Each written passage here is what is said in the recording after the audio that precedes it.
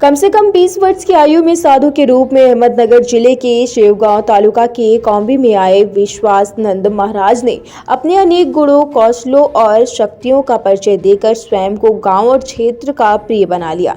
लोगों के बीच अवतार समाप्त हो गया था, इसीलिए वे भी इस स्थान पर आए और संजीवन समाधि ली, जो कि 110 वर्षों से समाधि समारोह की परंपरा है। बालमताकली और आसपास के क्षेत्र के लोग धार्मिक रूप से डिंडी और पालकी ले जाते हैं। 4 दिनों तक पैदल इस उत्सव के भक्त बड़ी संख्या में इकट्ठा होते हैं।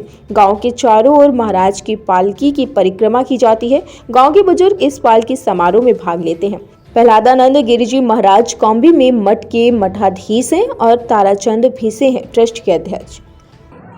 अज्ञानतिमिरान्धस्य ज्ञानज्ञ शलाकया चक्षुरुन्मीलितं येन तस्मै श्री गुरवे नमः। आज इस पिंपरी नगरी में भव्य और दिव्य स्वरूप में स्वानंद सुखनिवासी सद्गुरु श्री विश्वासनंद महाराज इनका समाधि उत्सव संपन्न हो रहा है। इसकी परंपरा 110 साल की है। 110 साल पहले बाबा जी ने काम्बी से आकर पिंपरी राजा में समाधि या संजीवन समाधि बाबा की हो गई।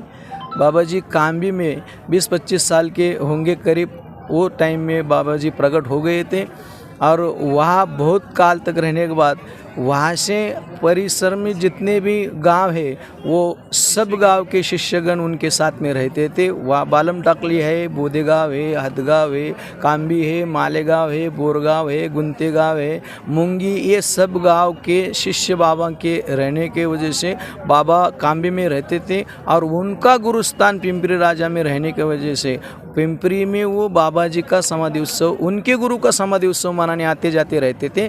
एक टाइम वो पिंपरी में उनके गुरु जी का समाधि उत्सव मनाने आ गए और शायद उन्हें ऐसा लगा होगा कि अभी मेरा अवतार कार्य समाप्त हो गया। वो टाइम में बाबा जी ने पिंपरी राजा के गांव के बाहर की तरफ समाधि लेने का निर्णय ले लिया और वहाँ उन्होंने उस टाइम में संजीवन समाधि बाबा की हो गई। जब से काम्बी और काम्बी के आसपास के जितने गाँव हैं वहाँ से बहुत से शिष्य वर्ग 110 साल से है आकर उनका समाधि उत्सव मनाते हैं। ये इस समाधि उत्सव में बैल की